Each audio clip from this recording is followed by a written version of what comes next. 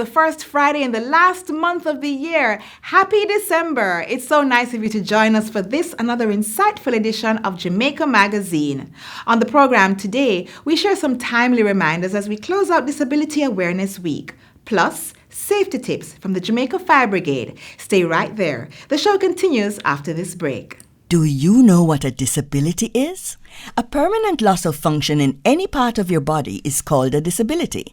Some people are born that way. Others get a disability because of an illness or an accident. This doesn't have to prevent you from living a full life. The Disabilities Act will protect your right to work, raise families, or do business like anyone else. Visit jcpdja.com. A message from the JCPD, an agency of the Ministry of Labour and Social Security.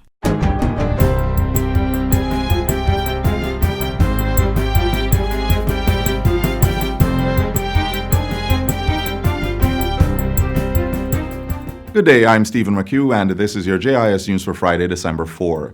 Jamaica is among 16 Caribbean countries that will benefit from the implementation of the European Union CARIFORUM Strengthening Climate Resilient Health Systems project. The €6.8 million initiative was launched during a virtual ceremony on Wednesday. It is a joint EU CARICOM project that will be coordinated by the Pan American Health Organization, PAHO.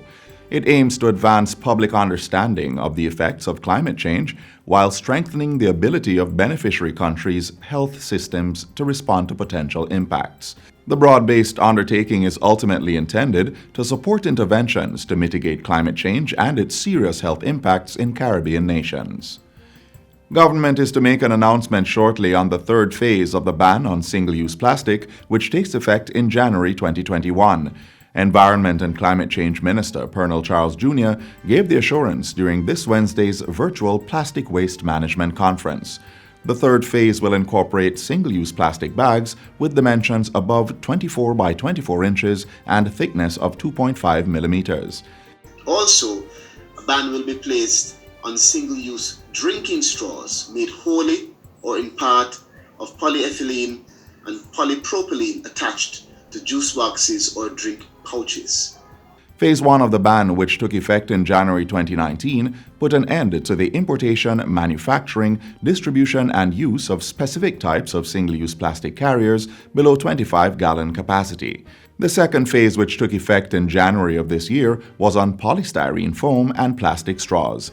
Minister Charles Jr. says despite some initial hesitation, the response from the business sector has been overwhelmingly positive. He's encouraging the private sector to use the ban as an economic opportunity and to review their operations. To reap the competitive advantages associated with the emergence of new markets that will challenge our private sector to become innovative. This is also an opportunity for the private sector to collectively and individually review their own operations as well as products and services that they provide to the domestic market to ensure that they don't have any adverse impact on the environment. He is also urging consumers to make informed purchases about the products and services they buy. 16 tablet computers have been handed over to the Christiana Least Primary School in Manchester as the government continues the distribution of devices under the Tablets in Schools program. During the recent handover ceremony at the school, Education Minister Favour Williams said the use of technology would continue to be a part of the education sector. This is the beginning of a journey for the education sector to have more technology embedded in education, because the belief is that technology will help to enrich learning, to accelerate learning, and at the end of the day, that is what we all want, to see better outcomes from the education sector. The government, through e-Learning Jamaica, began the distribution of 40,000 tablets to students on the Program of Advancement through Health and Education on October 2.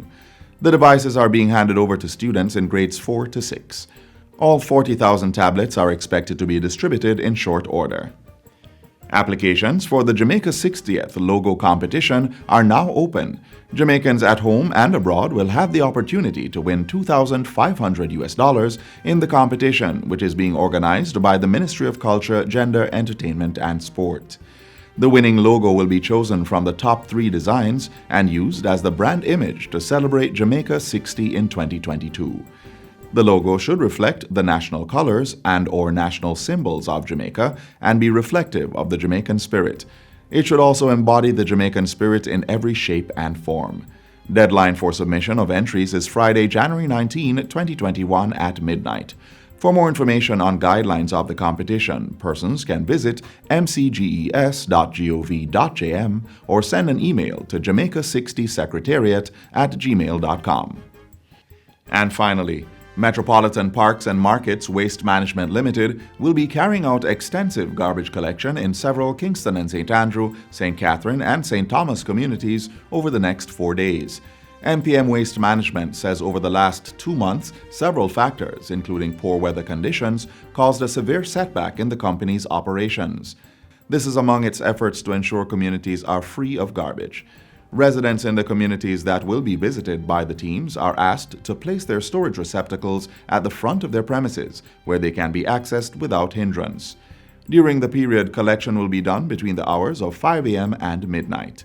Residents are encouraged to contact the agency's Customer Relations Department for information about their collection. Call toll-free 1-888-CLEAN-JA or 1-888-253-2652, 876-448-3301 or 876-448-3220, or email mpmcro@nswma.gov.jm. And that's it for JIS News Today. I'm Stephen McHugh. Thanks for watching.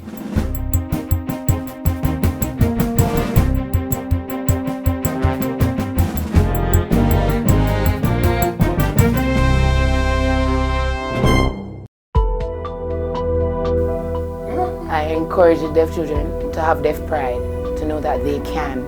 You're on the same level as a hearing person. It doesn't matter that you can't hear.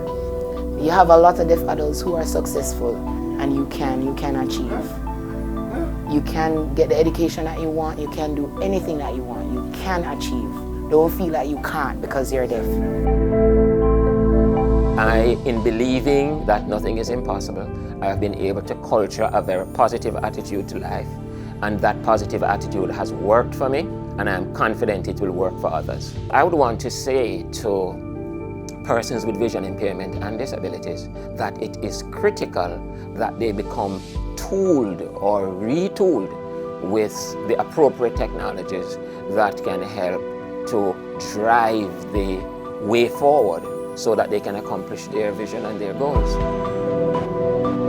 Children with disabilities, whether you have CP or not, I strongly believe that you have a purpose. My disability has taught me that when it says the sky is the limit, it is. There are times when you're going to fall, but what is to stop you from rising?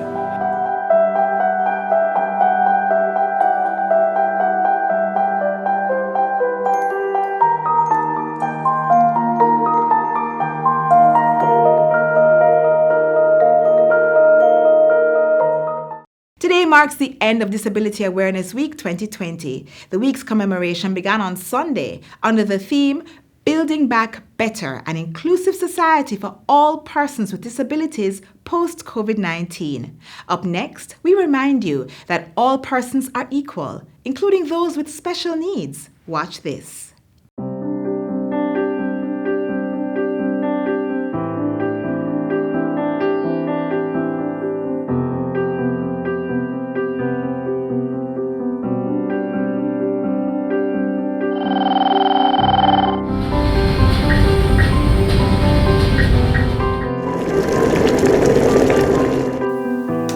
Born deaf. My mother had German measles, rubella, and either I could have had a physical disability, be blind, but I became deaf, and I'm happy with it. I'm perfect with it. My mother, she was really concerned. She didn't know where to put me. St. Christopher's School for the Deaf was too far. It was in Brownstone. So my mother held me at home till I was about 6 years old, and I found Daniel Williams School for the Deaf. I was placed there at 6 and continued from there. The first time I signed, or the first time I witnessed sign language, was 6. Before that, it was lip reading and gestures. The children would sign, but the teachers didn't sign. But I was good at lip reading, but the education aspect of it, learning, that wasn't a part of it. We were focusing on being able to speak and being with speech therapists, and that's why hence not having the great education I should. I was working at Jamaica Flour Mills. It was a good job, but communication was always a challenge. Sometimes there are a lot of misunderstandings. So I decided to resign. I didn't work for 1 year, and then I had my son after that year. And then JD called me, Jamaica Association for the Deaf. It wasn't my goal to be a mentor, but it has truly been beneficial because the children need that. They need role models, they need mentors. I encourage the deaf children to have deaf pride, to know that they can. You are on the same level as a hearing person. It doesn't matter that you can't hear. You have a lot of deaf adults who are successful, and you can achieve. You can get the education that you want, you can do anything that you want, you can achieve. Don't feel like you can't because you're deaf. The same hearing people who are teasing you and saying you're dumb and all these things, don't focus on that, focus on yourself and focus on improving yourself. With sign language, everyone is included. That's my philosophy. So that means hearing people have to learn how to sign so that they can respect the deaf community, and the deaf person himself or herself will feel pride. Because when I think back on when I was growing up, how I was forced to lip read and forced to talk, I'm happy to see now that sign language is there and everybody is using it, and that's my philosophy.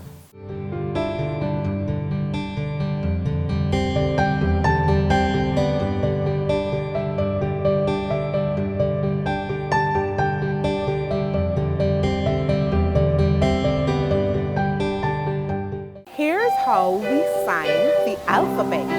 A, B, C, D, E, F, G, H, I, J, K, L, M, N, O, P, Q, R, S, T, U, V, W, X, Y, and Z. Now I know my ABCs. Next time, won't you sign with me? Persons with disabilities are often stigmatized and given all sorts of demeaning nicknames, which may affect their self-esteem and confidence. In our next feature, we share the correct way to address someone living with a disability. Call me Nefishiba. Call the person by their names if you know their names, and if you don't know their names, ask.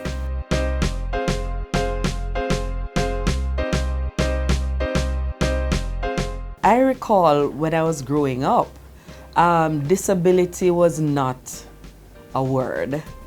Most persons who had varying impairments, people used to call them, even today, I'll use this one. They call persons with one hand or one foot wani. And they call persons who are deaf the D word, which I will not say. The Convention on the Rights of Persons with Disabilities and the Disabilities Act push forward that you put the person first. So I know sometimes we love to say the disabled man. He is a man first and foremost. And so I know too that some members of the disability community, they don't mind. But if we want to be politically correct, just remember it's a person first.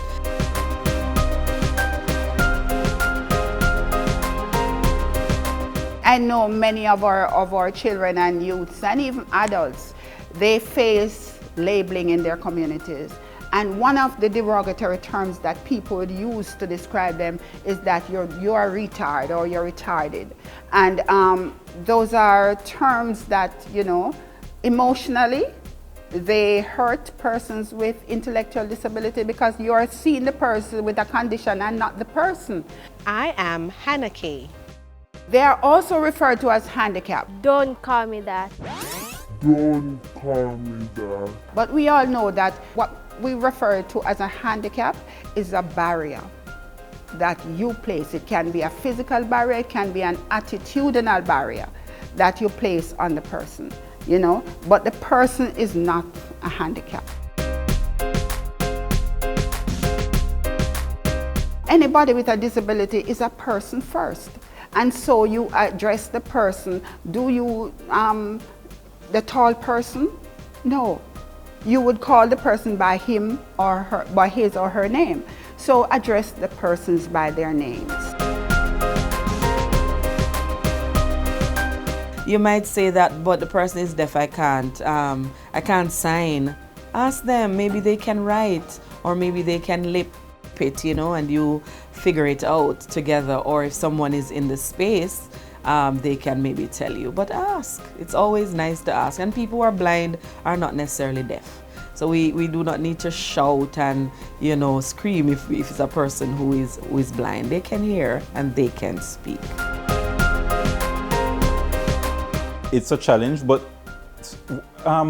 for most persons will find the term visually impaired acceptable. People have many ways of referring to persons who are blind, which, you know, we in the blind community will find quite derogatory, right?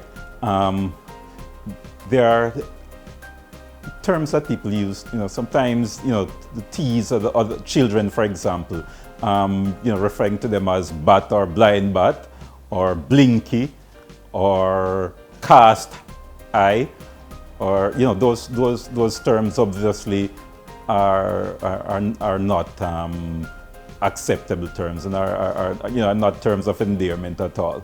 I recently went to a function, and the question was asked in the room. What do you think, what are the words that come to mind when you hear the word deaf? And everybody, you know, in the audience sought to say no hearing, discriminated against, and all those kinds of words. And the deaf person said, what about champion? What about an achiever? What about a motivator? What about those positive words that we refer to others in society as? People with disabilities are those too. And so if we begin there, no, you do not have to pay money to change an attitude. An attitude is a decision.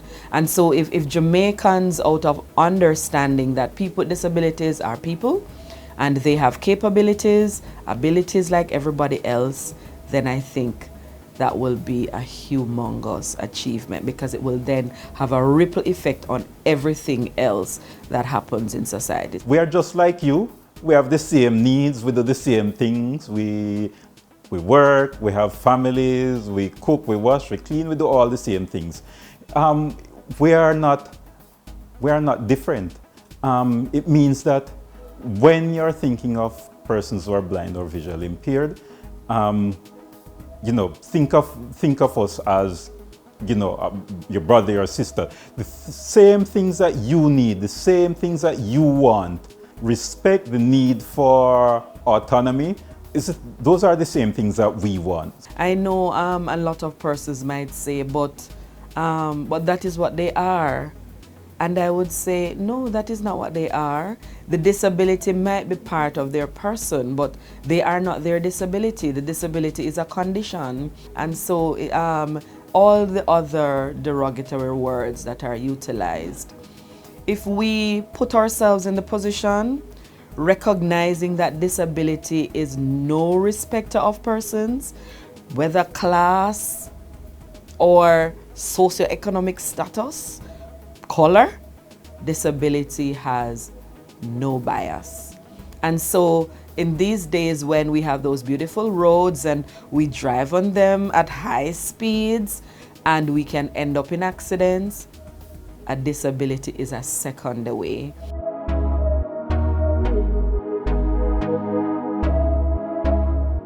Agriculture is critical to Jamaica's future. And while we battle COVID-19, the Ministry of Agriculture and Fisheries continues to help our farmers and fisherfolk recover. We will focus on ensuring that Jamaica is food secure, expanding into new export markets, and building sustainable industries. We are building forward together.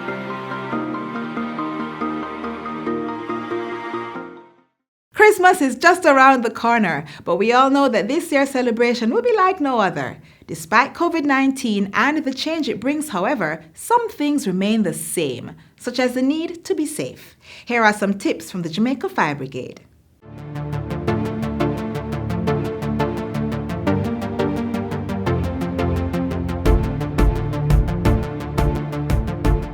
When it comes to Christmas lights, please ensure if you're leaving the house, plug them out. If you're going to bed, plug them out. Now, for adults especially, don't tell yourself that the child is going to plug them out when they finish watching TV. We know a lot of persons will be purchasing Christmas trees. Make sure you look for the UL rating for man-made Christmas trees. If you're using a live tree, make sure that you cut some of the lower branches off so that it will be able to fit into a container that you can pour some water in. Make sure that you are putting some water in that container at least every day. And the reason for this is, even though it's a so-called dead tree, the branches are still soaking up some amount of water and maintaining some amount of moisture, which will keep it fresher for longer. The fresher it is, the least likely it will catch fire. Position your Christmas tree at least 3 feet away from all heat sources.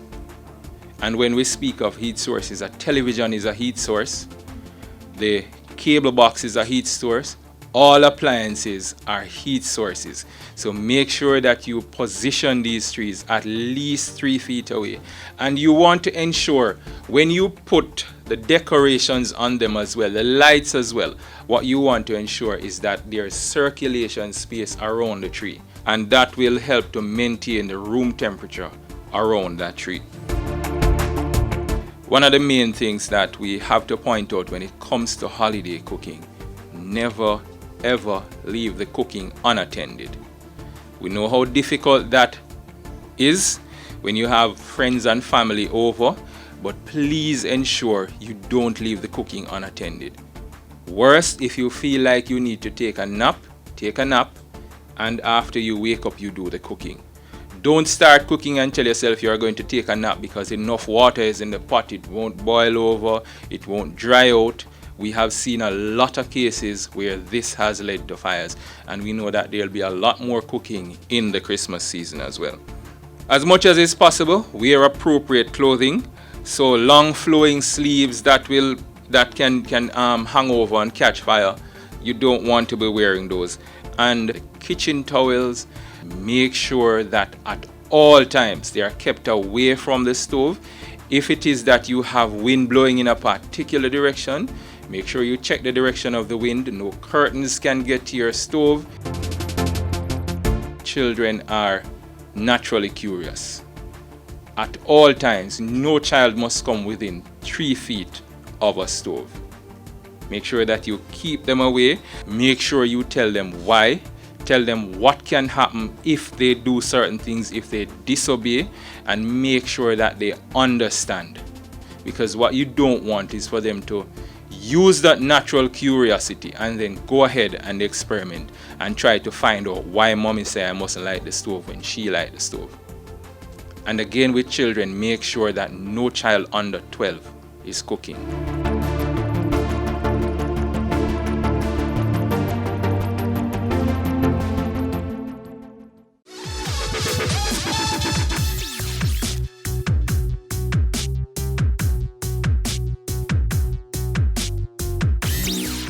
Prime Minister Andrew Holness has revealed that the nightly curfew on Christmas Day will commence at 7 p.m. and end at 5 a.m. This means instead of making long trips across the country to celebrate with a large group of family and friends, many of us will be staying at home with those closest to us. If you still crave the presence of members of your wider family, here are some ideas on how they can be included from a distance. 1. Before Christmas Day, share recipes ahead of time so that everyone can eat the same food in different places. 2. On the day, you can schedule a video call and have everyone place their laptops or devices on the table so that you can all talk while enjoying your Christmas meal. 3. Another option is to connect your laptop or device to the TV and dine on the couch to get a larger view of everyone. 4. Before eating, you can honor some of your usual Christmas traditions, such as having each person say what they're thankful for, or having each person say a line of prayer. You may even schedule a time to open your gifts at the same time. In following any of these ideas, you will surely be playing your part to make Jamaica a safer place for all of us to enjoy the holidays and live, work, raise our families, and do business.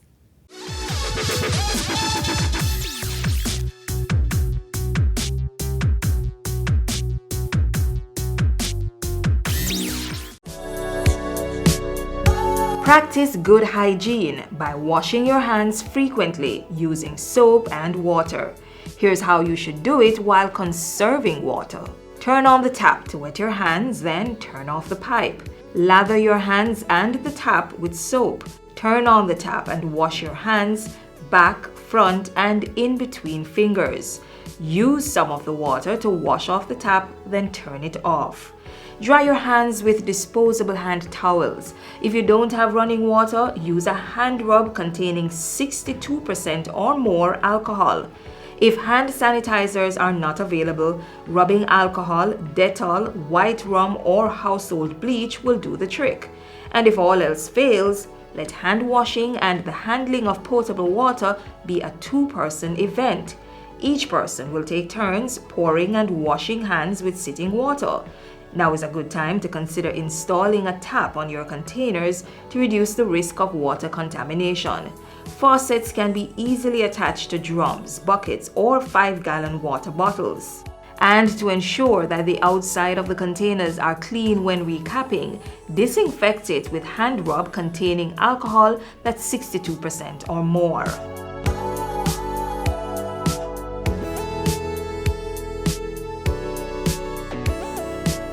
The 5 R's of water conservation are also necessary to practice. Reduce water wastage by investing in water-saving devices. Reuse water at least twice before discarding. Replace leaking pipes, faucets, and other plumbing equipment. Recycle wastewater and use it for gardening, car washing, or cleaning of public spaces. And reclaim water through rainwater harvesting. We all must play our part to ensure there's water to combat the coronavirus and stave off prolonged drought.